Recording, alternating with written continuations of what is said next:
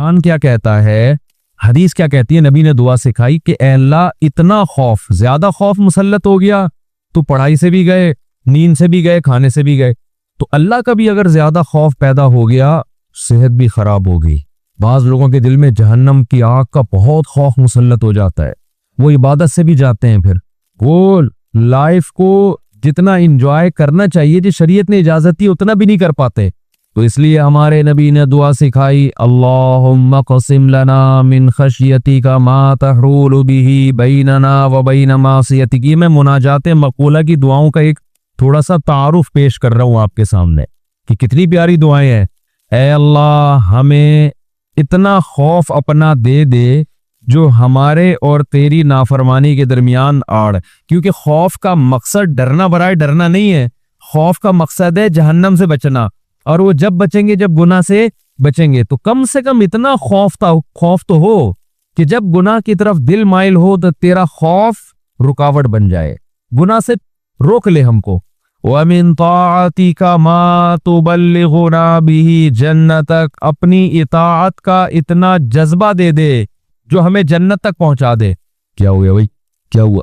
अच्छा, वमिन ताअतिका मा तुबल्लिगुना बिही जन्नतक, ये उसी की तकमील है। वमिनल यकीन, ये बड़ा प्यारा जुमला है, वमिनल यकीनी मा तुहव्विनु बिही अलैना मसाइबद दुनिया। ए अल्लाह अपना इतना यकीन दे दे, इतना यकीन, तेरी जात में इतना यकीन आ जाए कि तुम सब कुछ करने वाला तू ही है, इतना यकीन आ जाए कि दुनिया की मुसीबतें हल्की लगने लगे, डिप्रेशन में ना जाए हम मुसीबतों की वजह से। जो अल्लाह को नहीं मानते ना, जब वो देखते हैं कोई टेंशन आ रही है तो वो कहते हैं यार इस टेंशन की ये वजह है और ये वजह तो खत्म नहीं होगी, तो मैं तो टेंशन में जिंदगी गुजारूंगा, वो खुदकुशी की तरफ जाएंगे। और जिसको पता है कि ये देने वाला कौन है, अल्लाह, वो मेरा खैरफा है, वो मुझे संवरने और बनाने के लिए दे रहा है, वो ये टेंशन दूर भी कर सकता है, वो किसी सबब का मोहताज नहीं है, इसमें मेरा फायदा है, तो इससे वो टेंशन क्या हो जाएगी, हल्की। तो अल्लाह इतना यकीन अपना दे दे जिस यकीन की वजह से दुनिया की मुसीबतें हमें हल्की लगने लगे। अगर इतना भी यकीन नहीं है तो ये यकीन नहीं है। वमिनल यकीनी मा तुहव्विनु बिही अलैना मसाइबद दुनिया वमत्तिअना बिअस्माइना व अबसारिना व कुव्वातिना अबदम मा अबक़ैतना। ए अल्लाह, तूने हमें आँख की नेमत दी, सुनने की नेमत दी, बोलने की नेमत दी, चलने की और बात करने की, ये तमाम नेमतें जब तक हमारी जिंदगी है, ये नेमतें हम बाकी रखना, माजूरी से हमें बचाना। समझ रहे हो कि नहीं समझ रहे? आज लोग दौलत मांग रहे होते हैं, सेहत को फोकस नहीं कर रहे। आंख की बिनाई चली जाए, खुदा न खास्ता कैसी अंधेर जिंदगी है, सुनने की ताकत चली जाए। वमत्तिअना बिअस्माइना व अबसारिना व जमीअ कुव्वातिना अबदम मा अबक़ैतना वजअलहुल वारिसा मिन्ना। ये उससे भी ज्यादा खानदानी जुमला। काफिर भी चाहता है कि मेरी आंखों में देखने की ताकत, कानों में सुनने की ताकत, जबान में बोलने की ताकत, मेरी तमाम जो जिस्म के पार्ट्स हैं वो सही रहें, ताकि मैं दुनिया की नेमतों से मजे उड़ाऊं। तो अल्लाह, हम सिर्फ इसलिए नहीं कह रहे कि ये तमाम चीजें बाकी रख कि हम दुनिया में मजे उड़ाएं, दुनिया में भी लज्जत, और ये जो तूने हमें ताकतें दी हैं ये आखिरत में भी तरक्की का जरिया बन जाएं। तो डबल मजे हो गए कि नहीं हो गए? है भाई, क्योंकि जिस आदमी में कुव्वत और ताकत नहीं होती मुख्तलिफ चीजों की, वो आखिरत के काम भी ज्यादा नहीं कर सकता। तो वजअलहुल वारिसा मिन्ना, इनके असरात बाकी रहे, क़यामत के दिन फायदा हो। इन आंखों से हमें, इन कान से अच्छी बात सुनी थी और हिदायत मिल गई, तो ये फायदा हो गया ना इस कान का आखिरत में। आंखों से अच्छी चीज देखी और हिदायत मिल गई, अल्लाह की निशानियां देखी और इबरत हासिल हुई इन आंखों से। माँ बाप की जियारत की, बैतुल्लाह हज की, अल्लाह के घर की जियारत की, तो ये आंखों की लज्जत भी है, और इस लज्जत से दुनिया का फायदा भी और आखिरत का फायदा भी। वजअलहुल वारिसा मिन्ना वजअल सअरना अला मन ज़लमना वंसुरना अला मन आखा वंसुरना अला मन वजअल सअरना अला मन ज़लमना वंसुरना अला मन आदाना। जो हमसे दुश्मनी करे, ए अल्लाह, तू उसके खिलाफ हमारी मदद कर। दुनिया में बहुत सारे दुश्मन है, कुछ को आप जानते हैं, बहुत सौ को नहीं जानते। वला तजअल मुसीबतना फी दीनिना, ए अल्लाह, अगर कोई मुसीबत मुकद्दर में है ही तो वो दुनिया की तरफ फेर देना, दीन हमारा उससे महफूज रखना। दुनिया की मुसीबत खत्म हो जाती है, दीन पे को नुकसान अगर हो गया इसके असरात हमेशा हमेशा रहेंगे। वला तजअल मुसीबतना फी दीनिना वला तजअल दुनिया अकबर हम्मिना। ये जब मांगा करे ना खूब शौक से, इसका मफहूम सोच सोच के, ऐ अल्लाह दुनिया हमारा बड़ा गम ना बना देना कि हमारी बड़ी चाहत ही क्या हो। आज आप देखें, आप किसी पूछे तुझे दुनिया में सबसे बड़ी टेंशन क्या है, वो क्या बिजनेस। तेरा सबसे बड़ा मसला क्या है, सेहत। तेरा सबसे बड़ा मसला क्या है, बीवी ठीक हो जाए। तेरा सबसे बड़ा मसला क्या है जो तू चाहता है, यार मेरा सबसे बड़ा मसला है मेरी शादी हो जाए। तेरा सबसे बड़ा मसला क्या है, यार अब्बा ठीक हो जाए। तेरा सबसे बड़ा मसला क्या है, यार मेरे बाल नहीं है सर पे, मैं सारा दिन इसी कोशिश में लगा रहता हूं सर पे बाल निकल आए। भाई तेरा सबसे बड़ा मसला क्या है, भाई मुझे अल्लाह ना करे कैंसर है, मेरा सबसे बड़ा मसला इस वक्त ये बन चुका है मेरा कैंसर किसी तरह से ठीक हो जाए। भाई तेरा सबसे बड़ा मसला क्या है, ये लोगों की आप सर्वे करें तो यही होगा ना। समझ में आ रही है बात। अकबर हम्मीना का मतलब सबसे बड़ा मसला, सबसे बड़ी टेंशन। भाई तेरा सबसे बड़ा मसला कि यार मेरे बच्चे मेरे ख्वाबों में नहीं है, मेरी सबसे बड़ी ख्वाहिश है मेरे बच्चे इंसान के बच्चे बन जाएं। भाई तेरा सबसे बड़ा मसला क्या है, भाई इसका सबसे बड़ा मसला इसको खुदा न ख्वास्ता फालिज हुआ हुआ है, इसकी अभी सबसे बड़ी कोशिश यही कि फालिज ठीक हो जाए इसका। नबी दुआ सिखा रहे हैं ये कभी भी हमेशा अल्लाह से पनाह मांगो, ऐ अल्लाह ये चीजें मेरे मसले तो रहें, सबसे बड़े मसले ना रहें। सबसे बड़ा मसला एक ही हो, आखिरत। भाई ये मसला खत्म हो गया, कोई दूसरा मसला आ जाएगा आपके साथ। क्या ख्याल है, इधर मेरी तरफ देखें, उधर क्यों देख रहे हैं। अभी आपका सबसे बड़ा मसला है मेरा बयान सुने आप बैठे। अच्छा मुझे कुछ इस वजह से देख रहे थे आप मुझे। अच्छा ठीक है ठीक है मैं दे उसमें देता हूँ दुआ में। 4 लाख रुपए जमा होगा, अभी जमा करना है 25 तो उसकी थोड़ी सी। अच्छा मैं जुम्मे की नमाज के बाद देता हूँ। तो सबसे बड़ा मसला जो मेरा और आपका हो तो हदीस में आता है कि अल्लाह से दुआ मांगो, ला तजअल दुनिया अकबर हम्मिना। अल्लाह ये दुनिया के जो बखेड़े और मसाइल हैं ये हमारा सबसे बड़ा मसला ना हो। सबसे बड़ा मसला हमारा एक हो, भाई कैंसर ठीक हो या ना हो, आखिर सही हो जाए। हमने ऐसे उलमा को देखा है मौत के वक्त शिफा की ज्यादा फिक्र नहीं है उनको कि मैं ठीक हो जाऊं, फिक्र ये है कि भले मर जाऊं लेकिन मफफरत हो जाए आखिरत में। हमारे एक उस्ताद थे 45-50 साल बमुश्किल उनकी उम्र होगी, बीमार हो गए बहुत सख्त।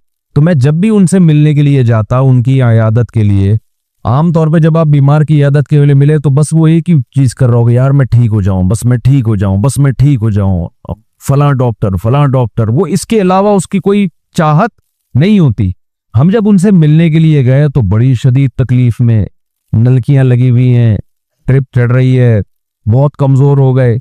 हमने कहा कैसी तबीयत है, कह रहे तबीयत ठीक नहीं है, दुआ करो अल्लाह मुझे शिफा दे दे। फिर थोड़ी देर में कहने लगे बस दुआ करो अल्लाह मुझसे आखिरत में हिसाब न ले। हर थोड़ी देर के बाद, भाई अगर मेरी जिंदगी खत्म हो रही है तो बस दुआ करो अल्लाह मुझसे आखिरत में हिसाब न ले। दुनियादार आदमी कहता है बस खत्म हो रही है तो नहीं, खत्म नहीं हो, बस ये दुआ करो, ये मैं मरना नहीं चाहता भाई मैं किसी भी कीमत पे। वो अल्लाह से मांग भी रहेगी शिफा, हम अल्लाह के बंदे हैं, हमने अल्लाह के सामने ये थोड़ी कहना है कि अल्लाह तेरी मर्जी ठीक करता है तो कर दे, नहीं तो नहीं, ये नहीं। हमने तो दुआ तो ये मांगनी है अल्लाह हम कमजोर है ठीक कर दे। बड़ा मसला इससे भी बड़ा है एक, वो क्या है, आखिरत। कंपेयर है, कंपैरेटिव डिग्री है। अगर कोई मसला आपका सबसे बड़ा है तो आखिरत उससे भी बड़ा मसला होना चाहिए। अगर आपका मसला आपकी बेगम है तो आखिरत उससे भी बड़ा मसला होना चाहिए। अकबर हम्मिना, सबसे बड़ा मसला मेरा और आपका क्या होना चाहिए, अल्लाह। अब ये हम कभी बयान में सुन लेते हैं, लेकिन जब आप प्रॉपर ये दुआएं मांगते रहेंगे, ए अल्लाह मेरा सबसे बड़ा मसला दुनिया ना हो, तो दिल पे असर होगा कि नहीं होगा, इसका इस्तेजार होगा कि नहीं होगा कि मैं तो अल्लाह से बार बार यही मांगता हूं कि मेरा सबसे बड़ा मसला दुनिया ना हो, और आज मैंने सबसे बड़ा मसला इसको बनाया हुआ है। वला तजअल दुनिया अकबर हम्मिना वला मबलग इल्मिना, मेरी नॉलेज की इंतहा भी दुनिया ना हो। आपकी नॉलेज घूम फिर के किसकी तरफ आती है, दुनिया की तरफ। तो इसका भी वही मफहूम है जो पहले वाले जुमले का मफहूम है। वला मबलग इल्मिना वला गायत रग़बतिना वला तुसल्लित अलैना मन ला यरहमुना, ए अल्लाह कोई ऐसा शख्स हम पे मुसल्लत ना कर जो हम पे रहम ना करे। हर आदमी के ऊपर कोई ना कोई होता है। आप घर के सरबराह हैं तो औरत के ऊपर आप मुसल्लत हैं, वो ये दुआ मांग सकती है। आप दफ्तर में जाते हैं तो आपका बॉस आप पे मुसल्लत, इलाके का नाजिम आप पे मुसल्लत, सदर वजीर आजम आप पे मुसल्लत, तो अल्लाह जो भी हमारे बड़े हैं उनकी तबीयत में रहम का जज्बा रख। वला तुसल्लित अलैना मल्ला यरहमुना वला ला तजअल दुनिया अकबर हम्मिना वला मबलग इल्मिना वला गायत रग़बतिना वला तुसल्लित अलैना मल्ला यरहमुना। यहां तक दुआ है ये, और बहुत सारी दुआएं। अल्लाहुम्मा जअल हुब्बक अहब्बल अशियाई इलैया। ऐ अल्लाह, मैं दुनिया में जितनी चीज़ों से मोहब्बत करता हूँ, मैं नहीं कह रहा कि वो मोहब्बत ख़त्म कर दे, अपनी मोहब्बत उन तमाम चीज़ों पे गालिब कर दे। सबसे मोहब्बत हो, लेकिन जहाँ तेरी मोहब्बत और मखलूक की मोहब्बत में टकराव हो, वहाँ गालिब कौन हो? तेरी मोहब्बत। क्या मतलब? कभी किसी को खुश करने के लिए तुझे नाराज करना पड़े तो उसको नाराज कर दूं, तुझे नाराज ना करूं। जिससे ज्यादा मोहब्बत होती है उसके लिए छोटे महबूब को इंसान नाराज कर देता है, छोटे के लिए बड़े महबूब को इंसान नाराज नहीं करता। ये नहीं होता। वजअल खौफका अख्वफल अशियाई इलैया। ऐ अल्लाह, दुनिया में बहुत सारी चीजें ऐसी जिनसे इंसान खौफजदा होता है और होना चाहिए, तो मैं ये नहीं कहता चीजों का खौफ ही खत्म कर दे, लेकिन अपने खौफ को इन तमाम खौफों पे गालिब कर दे। अपने खौफ को इन तमाम खौफों पे, जहां तेरी नाफरमानी हो वहां किसी से ना डरूं मैं। जो उखाड़ना है उखाड़ लो भाई, नमाज नहीं छोड़ सकता मैं। होता है ना, बॉस कह रहा होता है आपको इजाजत नहीं है नमाज पढ़ने की, भाई आपने जो उखाड़ना है उखाड़ लो। हमारे एक रिश्तेदार थे क्या हैं, अल्लाह उनकी उम्र में बरकत दे, शिप पे थे कैप्टन। तो उनके वालिद साहब इतना बीमार हुए कि हमारे नाना ही, इस बताने में कोई हर्ज नहीं है, बीमार हुए नाना हमारे, अब जाहिर है मैं मामू की बात कर रहा हूँ ना, करिए। तो बीमार हो गए वो, उनको इत्तला दी गई शिप पे कि आपके वालिद साहब बिस्तर मर्ग पर हैं, बस अब दुनिया से जाने वाले। उन्होंने कंपनी को कहा कि मेरे वालिद साहब की तबीयत बहुत खराब है, मैं इस आखिरी वक्त में अपने बाप के साथ होना चाहता हूँ। वो बता रहे थे खुद। कंपनी ने कहा कि छुट्टी नहीं है आपको। उन्होंने कहा ऐसी की तैसी, सही पकड़ो, छुट्टी देनी है तमीज से दो, नहीं देनी है तो मैं छोड़ के जाओ। ये कैसे हो सकता है? मेरा बाप दुनिया से जा रहा है और मैं यहाँ कंपनी के लिए बैठा रहूं। यहाँ कंपनी बाद में है, बाप कौन है? पहले है। तो खैर वो दे दी उनको तमीज से छुट्टी। उन्होंने थोड़ी बदमाशी भी करनी पड़ती है, भाई छुट्टी दो मुझे, नहीं तो रखो किसी दूसरे बंदे को, मेरा हेडिक नहीं है। गैरत खत्म ना, मार्केट में गैरत ही नहीं है। तो बाप माँ ये रिश्ते ऐसे थोड़ी है कि आप कंपनी बॉस छुट्टी दे देंगे तो चला जाऊंगा, नहीं तो सर मैं मजबूर हूँ। भाई तुम्हारे बाप को भी छुट्टी देनी पड़ेगी। तो ऐसे ही नमाज के लिए भी हमारे हजरत एक वाकया सुनाया करते थे, बस ये वाकया करके बयान खत्म करता हूँ कि एक साहब को इस्लामाबाद में किसी कंपनी में जॉब मिली। तो कंपनी ने इनको इंटरव्यू के दौरान बता दिया कि आपको नमाज पढ़ने की इजाजत नहीं होगी। इसने कहा मैं ये जॉब, हालांकि सारे इंटरव्यूज पूरे हो गए थे, सिलेक्शन हो चुका था इनको, लेकिन आखिरी में इनको ये बता दिया। उन्होंने कहा मैं नहीं करता ये जॉब। अच्छी खासी तनख्वाह थी। तो उसने कहा कि क्या आप पक्के नमाजी हैं? उसने कहा नहीं, मैं तो नमाज नहीं पढ़ता। मैं तो जब आप वैसे ही नहीं पढ़ते है भाई, तो फिर आपको क्या मसला है? उसने कहा मैं वैसे ही नहीं पढ़ता, सुस्त हूँ, काहिल हूँ, तुम्हारे मशवरे पे मैं नमाज छोड़ दूं यार? कंपनी के कहने पे मैं छोड़ दूं? खुदा कहेगा ना कि तू, तेरा दिल अपना ही नहीं चाहता था, है भाई, तेरा अपना दिल नहीं चाहता था, तू नालायक था, लेकिन अब कंपनी और खुदा का मुकाबला हो रहा है तो इसको तूने खुदा बना लिया है। यानी हम इतना प्रोटोकॉल थोड़ी कंपनी को देंगे, बॉस को देंगे कि तेरे, तू कह दे नमाज छोड़ दो, तू हमारा बाप है जो तू कह दे ये काम तो हम बाप के कहने पे ही। अगर आपका नमाज पढ़ने का मूड हुआ और अब्बा कह रहे नहीं पढ़ो, ऐसे मौके पे आदमी कहते हैं अब्बा मेरा अपना आज तो मेरा मूड बन गया, मैं कैसे छोड़ दूं नमाज। तो यहाँ तो अब्बा को आदमी लिफ्ट नहीं कराता मेरे भाई, जो करने वाले होते हैं। बॉस को इतना बाप क्यों बना लेंगे हम? तो बॉस की चमचागिरी इतनी किया करो जितनी क़यामत में अफोर्ड कर सको। ये भी इंसान है, इतना ज्यादा फ्री नहीं कराया करो। मैं ये नहीं कह रहा अपने बॉस से बदतमीजियां शुरू कर दें, आप बदकलामियां शुरू करते हैं, इज्जत देनी चाहिए, लेकिन अल्लाह से आगे थोड़ी निकालना है उसको, अल्लाह से आगे थोड़ी रखना है। तो हमारे हजरत को वो बड़ा पसंद आया बेनमाजी, कहते देखो गैरत है इसमें, इतनी बड़ी जॉब ठुकरा दी उसने। बोला भाई तुम्हारे कहने से मैं, तुमने भी नहीं, मैं इसलिए अब नमाज नहीं पढ़ रहा कि कंपनी की तरफ से इजाजत नहीं है। तो कंपनी कौन होती है मुझे रोकने वाली? तुम चंद लाख रुपए तनख्वाह दे के तुमने हमें ये गुलाम बना लिया है। तो अगर हम अल्लाह की नहीं मानते तो तुम्हारी भी नहीं मानते, ठीक है ना? तो तुम्हारी तो हम पहले ठुकराएंगे। तो गैरतमंद बेनमाजी, गैरतमंद बेनमाजी। खैर नमाज पढ़नी चाहिए, नमाज की वैल्यू कम नहीं है। तो ये है वजअल खौफका अख्वफल अशिया इलैया वक्तानी हाजात दुनिया बिशौक़ इला लिक़ाइक। ऐ अल्लाह अपनी मुलाकात का शौक इतना दे दे कि दुनिया की हाजतों की तमन्ना ना रहे। इतना शौक हो जाए कि इस दुनिया में सबसे बड़ा शौक ही ये बन जाए, तो फिर ये सानवी दर्जे में हो। और आखिरी जुमला इस दुआ का, वइज़ा अक़ररत अयुन अहली दुनिया मिन दुनियाहुम फ़अक़रिर ऐनी मिन इबादतिक। ऐ अल्लाह, जब लोगों की आंखें इस दुनिया से ठंडी हों, किसी का को पता चला कि भी बहरिया टाउन में 3 प्लॉट उसके नाम निकल आए, आंखें ठंडी हो गई, बताता फिर रहे हो भाई माशाल्लाह उधर रिश्ता हो गया, हाँ भाई मुफ्ती साहब का बयान असर कर गया है, आंखें ठंडी होती ना, गाड़ी आ गई, पैसा आ गया। तो अल्लाह उस वक्त मेरी आंखें अपनी इबादत में ठंडी करना, मुझे इबादत की ऐसी लज्जत दे दे, अपने सामने राज़ो न्याज और मुनाजात की, और अपने सामने दुआ मांगना और नमाज पढ़ना और तेरी तिलावत करना और तेरी इबादत करना, तेरे से ताल्लुक ऐसा हो जाए कि मेरी आंखें दुनिया से ठंडी ना हो, मुझे मजा किस में आए, तुझसे राज़ो न्याज करने में। यहां भी ये नहीं कहा जा रहा मुझे दुनिया नहीं देना, मुझे प्लॉट नहीं चाहिए, मुझे गाड़ी नहीं चाहिए।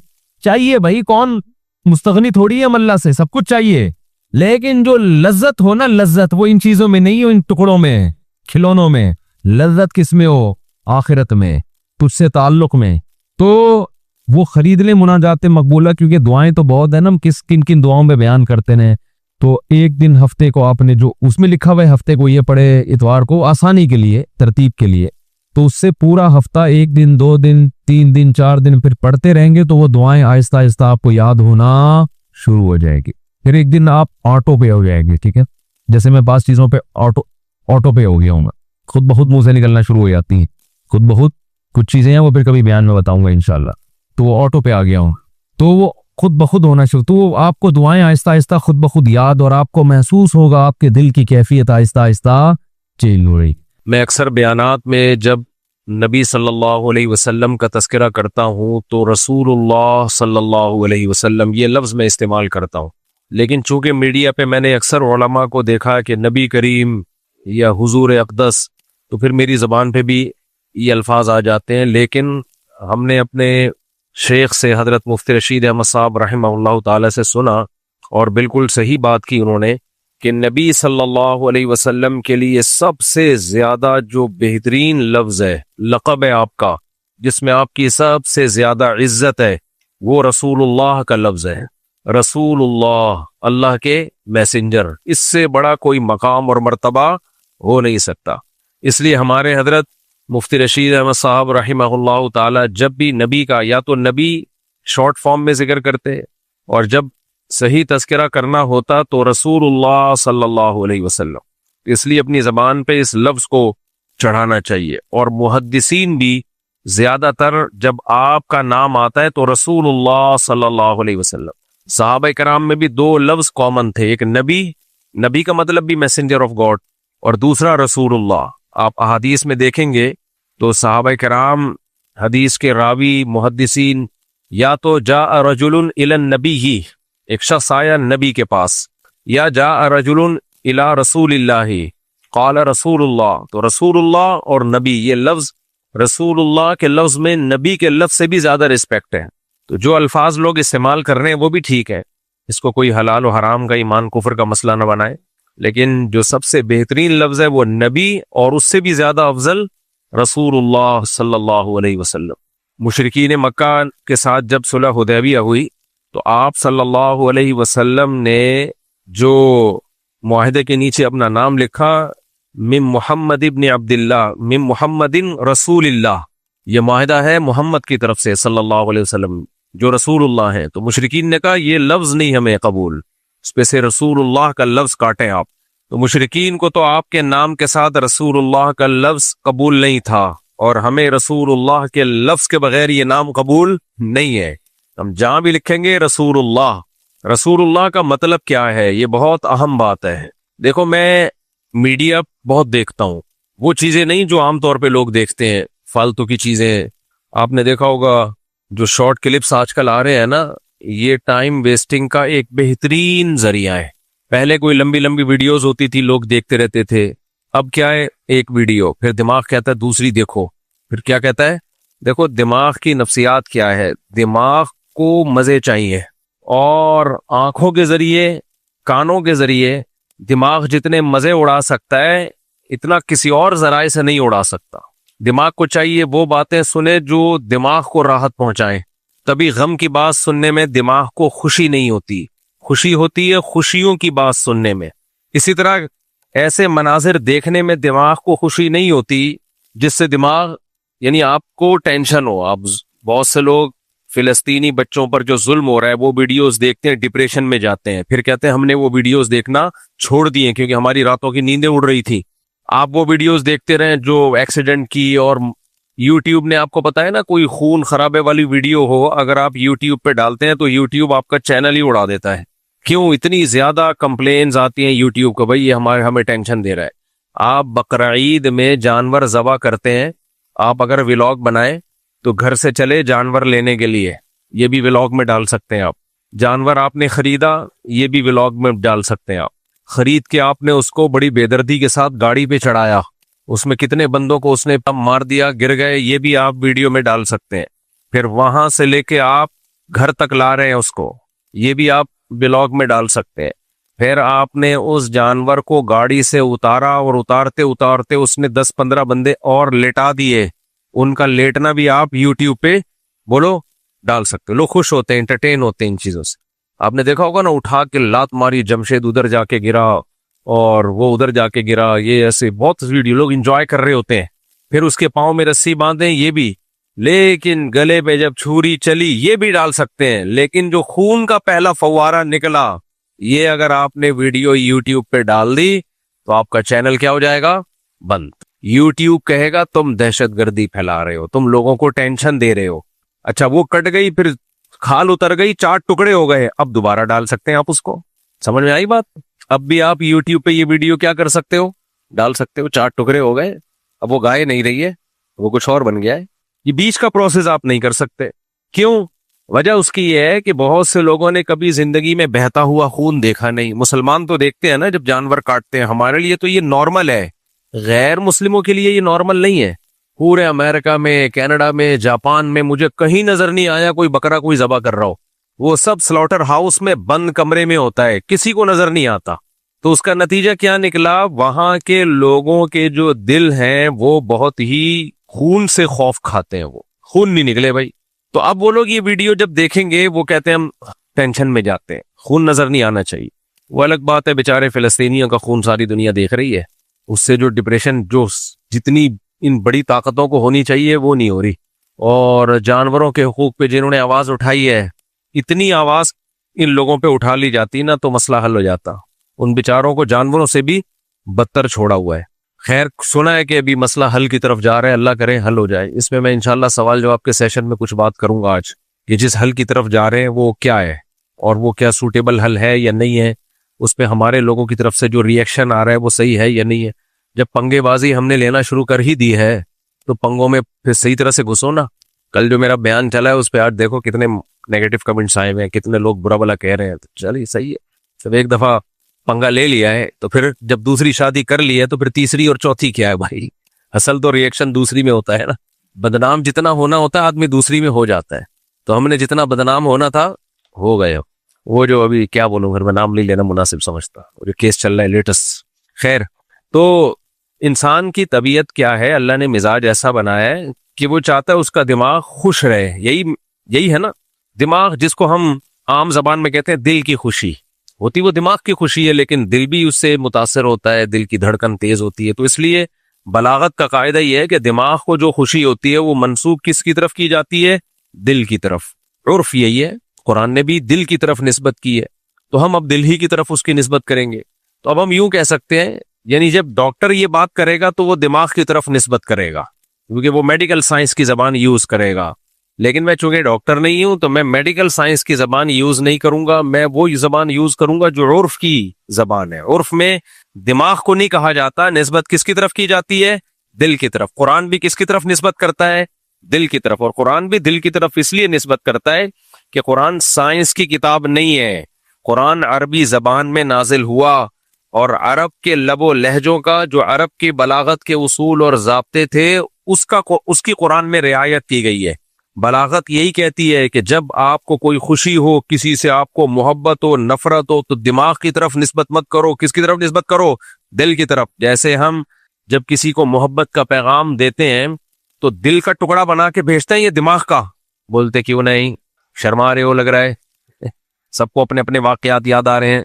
कभी आपने देखा, अच्छा डॉक्टर तो कहते हैं, कोई मेडिकल साइंस का डॉक्टर, खासकर ब्रेन का डॉक्टर होगा ना, ब्रेन का डॉक्टर, वो अपनी महबूबा को ब्रेन बना के भेजेगा क्योंकि पागल होगा।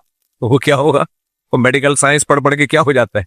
अब उसकी महबूबा कह रही है कि तुमने ब्रेन, दिमाग बना के भेजा, उस पे फूल, तो ये क्या है, उसकी समझ में ही नहीं आएगा। वो कहेगी मेरे ब्रेन में समझ में ही नहीं आ रहा ये क्या है।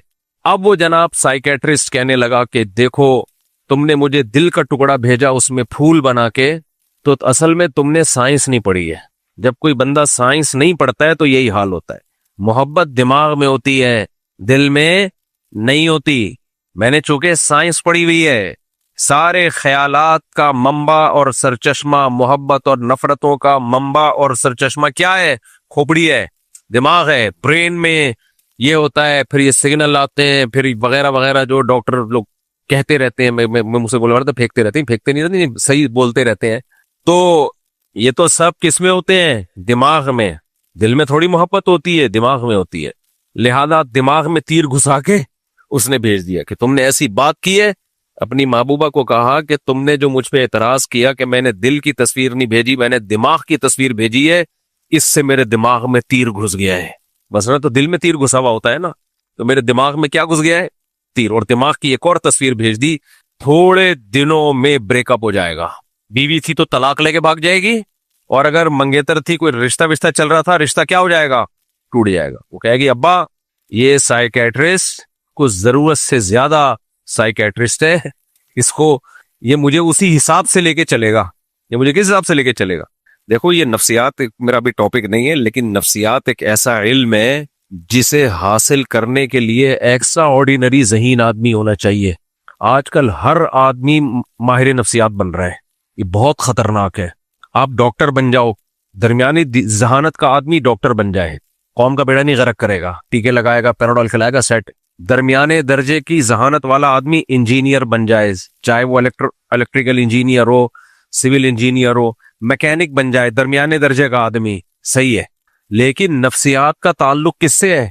इशारा करके बता रहा हूं ताकि आप लोग कंफ्यूज, किससे है? खोपड़ी से। नफ्सियात भी, मैं जहां भी जा रहा हूं, यार क्या पढ़ रहे हो, मैं माहिर नफ्सियात बन रहा हूं। जब मैं बातचीत करता हूं मुझे लगता है इसका तो मेंटालिटी इतनी है ही नहीं। माहिर नफ्सियात बनने के लिए बहुत ज्यादा ज़हीन आदमी हो तो बनेगा, वरना दरमियाने दर्जे का ज़हीन आदमी बनेगा तो यही नफ्सियात का इल्म उसको बर्बाद कर देगा। और हो रहे हैं बर्बाद बहुत से लोग, क्योंकि जब आप किताबें पढ़ते हो तो किताबों, हमारे हजरत एक बड़ी खानदानी बात किया करते थे कि आप जो इल्म हासिल कर रहे हो ना, जैसे मुफ्ती के पास, मुफ्ती भी एक्स्ट्रा ऑर्डिनरी ज़हीन होगा तो वो फतवे का काम सही तरह करेगा।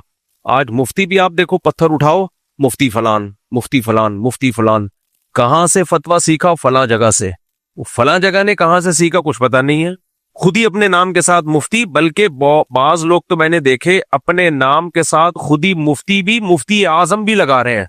भाई किसने आपको मुफ्ती आजम बनाया? आपसे पहले के जो बड़े बड़े अल्लामा थे, उलमा थे, उन्होंने क्या आपको अथॉरिटी दी है कि आप मुफ्ती बन गए हैं? एक सीनियर डॉक्टर बताएगा ना जूनियर को कि अब ये सीनियर बन गया है, ये खुद ही बताता रहेगा आदमी, मैं ये बन गया, मैं ये बन गया। जहाज में जब आप सफर करते हैं, एक सीनियर पायलट होता है, उसके साथ एक को पायलट होता है। सीनियर गवाही देता है कि ये जो को पायलट है ये सीनियर हो गया है। सीनियर लोग गवाही देते हैं, वो उसके एग्जाम लेते हैं, वो खुद ही कहने लगे मैं हो गया हूं, बस सब कुछ मैं ही हूं। कभी कोई कंपनी उसको जहाज ही उड़ाने देगी?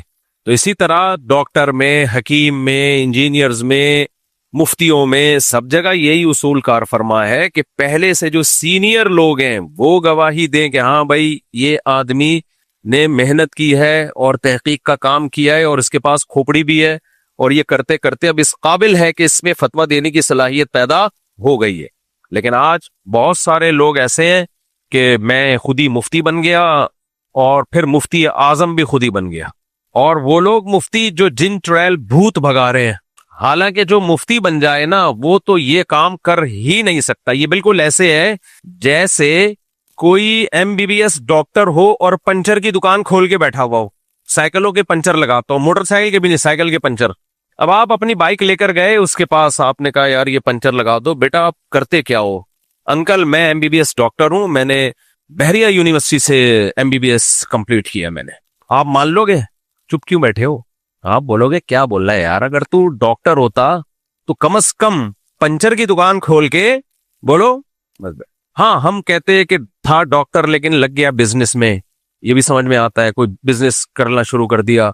पंचर की दुकान अगर खोल के बैठा हुआ है, वही बाइकों का पंचर, ट्रक का पंचर भी लगा रहा होता है ना, हम कहते हैं यार उसमें पैसा बहुत ज्यादा है, तो शायद इसको क्लिनिक से ज्यादा पैसा यहां मिल रहा है। तो ये जो जिन चुड़ैल भूत भगाने वाले लोग होते हैं, ये इतने लो लेवल के, बल्कि घटिया लेवल के लोग होते हैं। इनके पास कभी आप बैठ के इनका फेंकना सुनो, ये झूठ पलूत के बगैर चलता नहीं है ये बिजनेस, क्योंकि कोई केस तो कर नहीं सकता इनके ऊपर कि तूने फलां से इतने। देखो, डॉक्टर ने आपको टीका लगाया, आपका बुखार ठीक होने के बजाय इन्ना लिल्ला हो गया, क्या ख्याल है?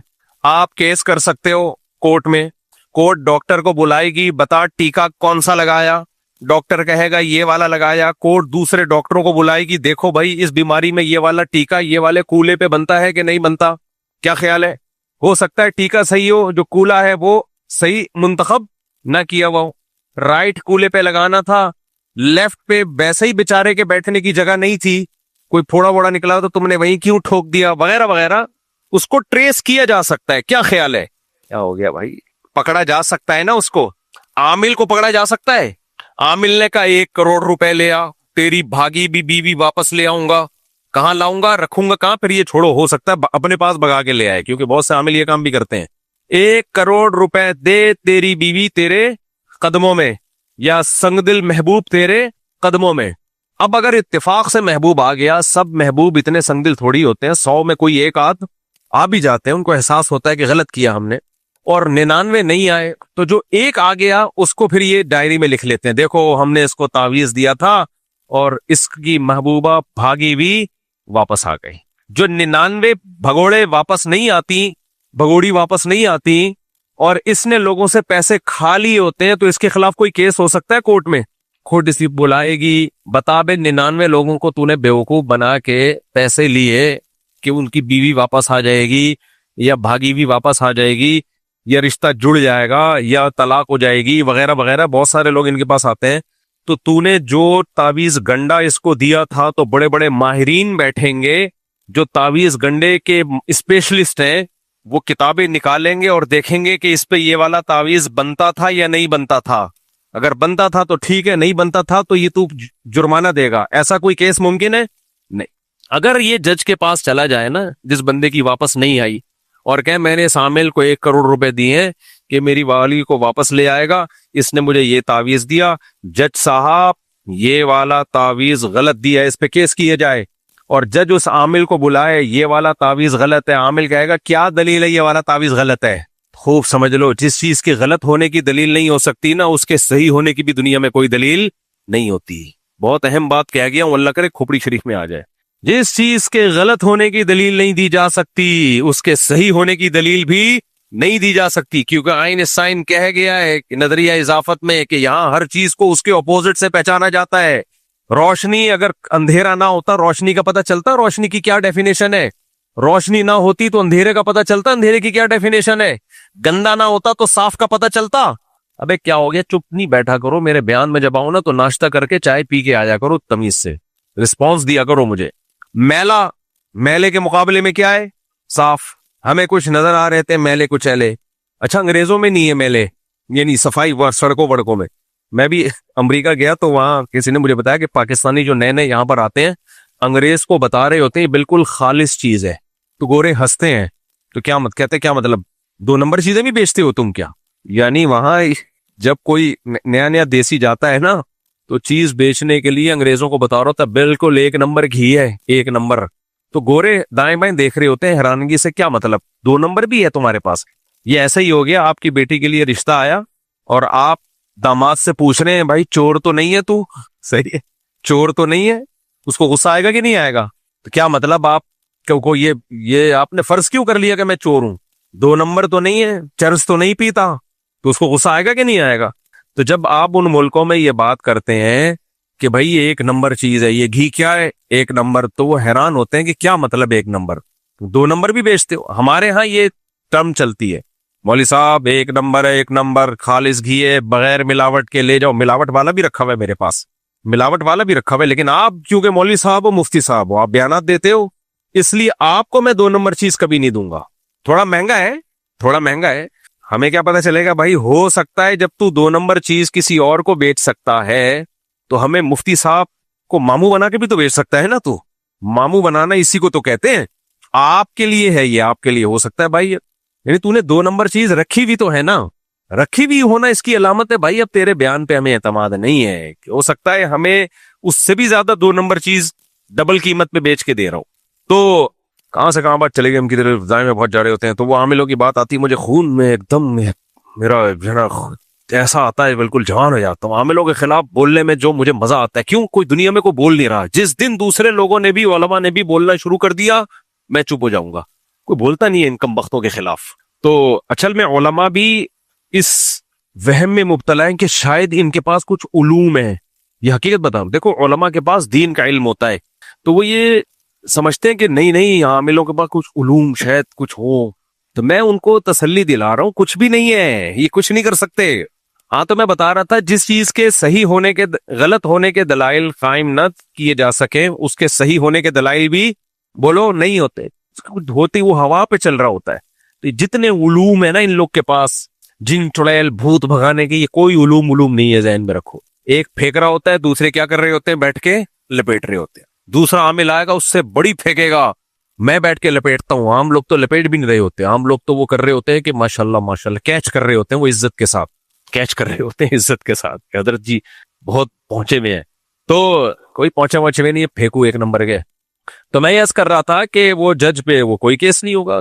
तो भी आमिलों की लाटरियां लगी हुई हैं, तावीज दे रहे होते हैं, 100 में कोई एक आध का तुक्का लग गया वो ये। और ये बहुत पुराना सा है, नबी करीम सल्लल्लाहु अलैहि वसल्लम के दौर में कुछ नुजूमी हुआ करते थे जो खबरें बताया करते थे, उनमें तुक्के भी लग जाते थे। तो आप सल्लल्लाहु अलैहि वसल्लम ने फरमाया, इन कम बख्तों के जिन्नात से राब्ते होते हैं, ये जाते हैं कुछ आसमान की खबरें चोरी करते हैं जिन्नात, उसमें 100 झूठ मिलाते हैं।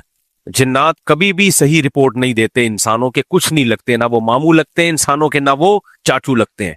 वो भी आके इनके दिल पे इल्का करते हैं लंबी लंबी, एक आध उसमें सही बात होती है तो वो आमिल फेंकता है, इत्तेफाक से कोई एक बात सही निकल आती है, तो लोग कहते हैं देखो हमने पहले कहा था ना, हजरत जी बहुत पहुंचे हुए हैं। तो यार मुझसे आके पूछ लेते, मैं भी 100 बातें बताता, एक इत्तेफाक से सही निकल आती, उसमें फ्यूचर की बात है।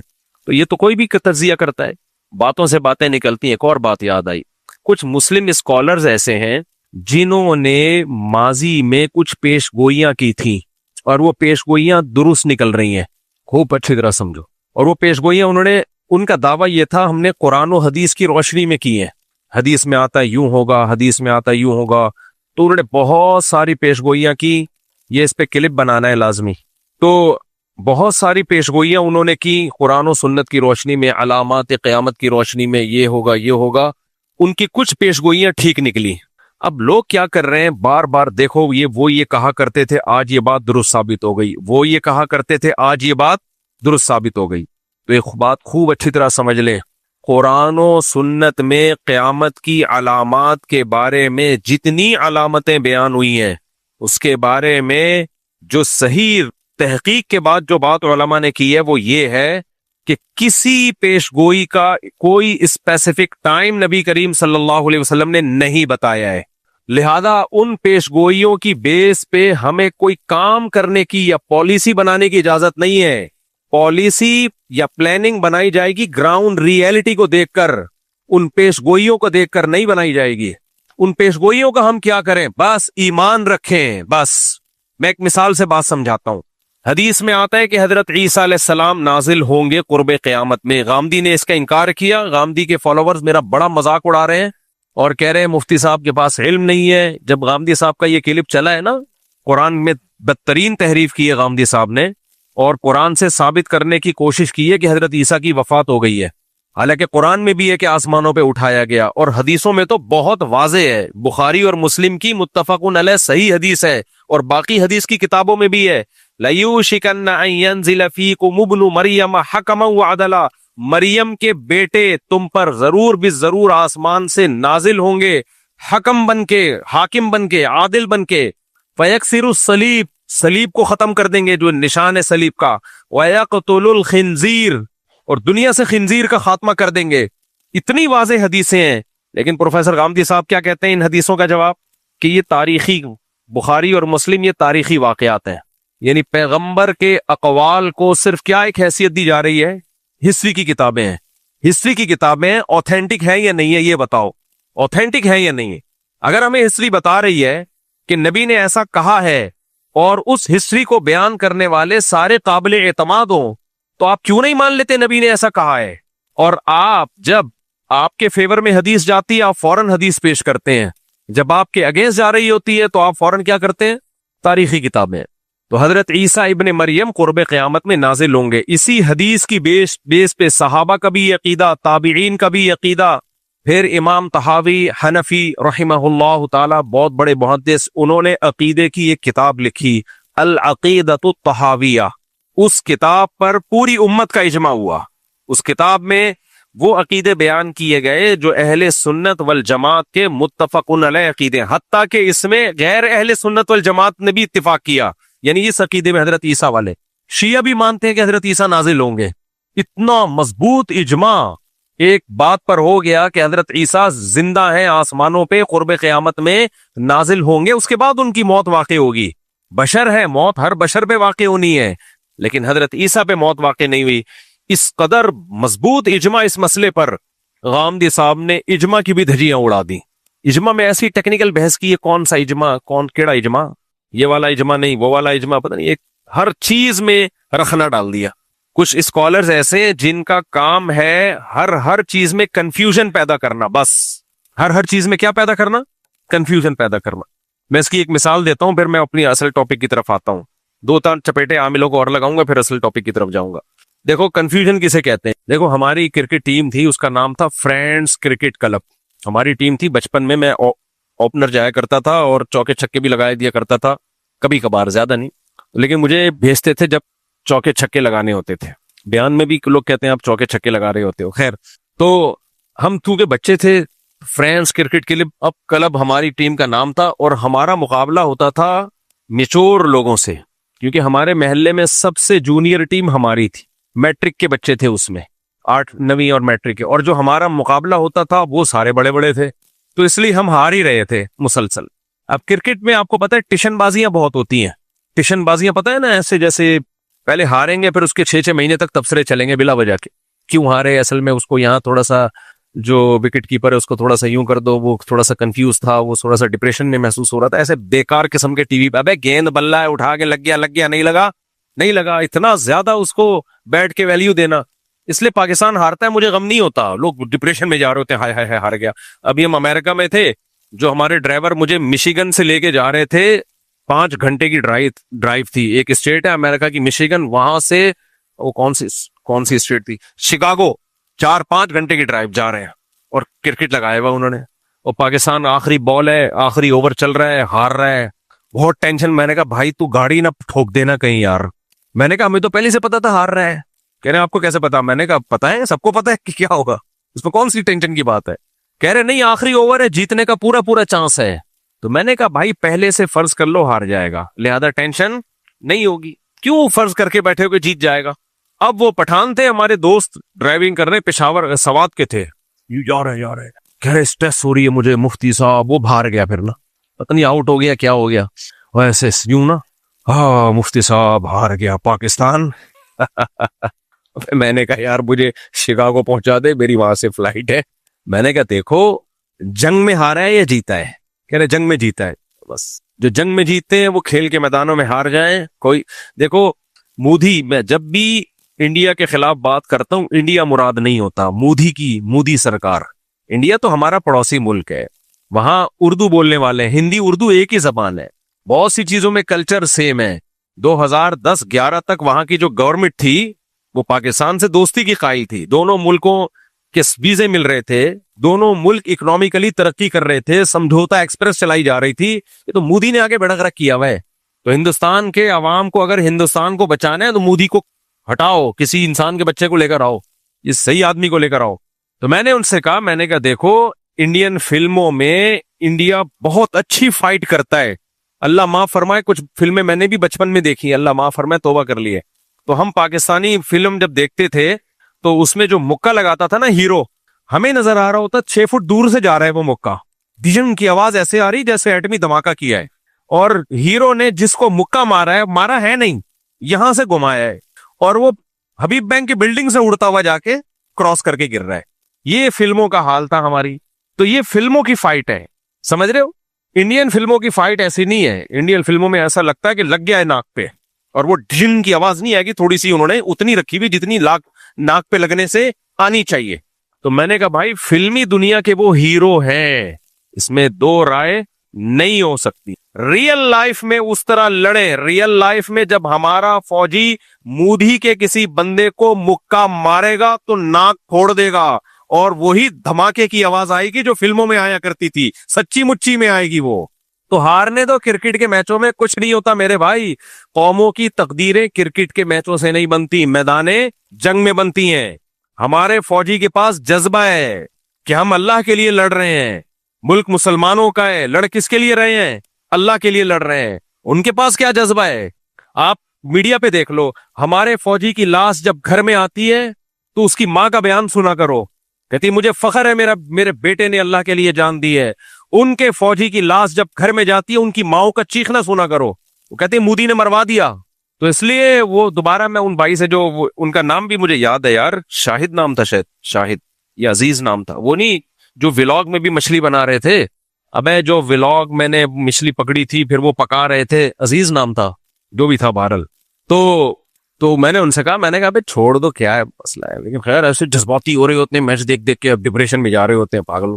कम चीजें पहले डिप्रेशन के लिए, जीत गया है तो ठीक है खुशी मना लो, चलो जीत गया, हार गया तो बोलो कोई ऐसी बात।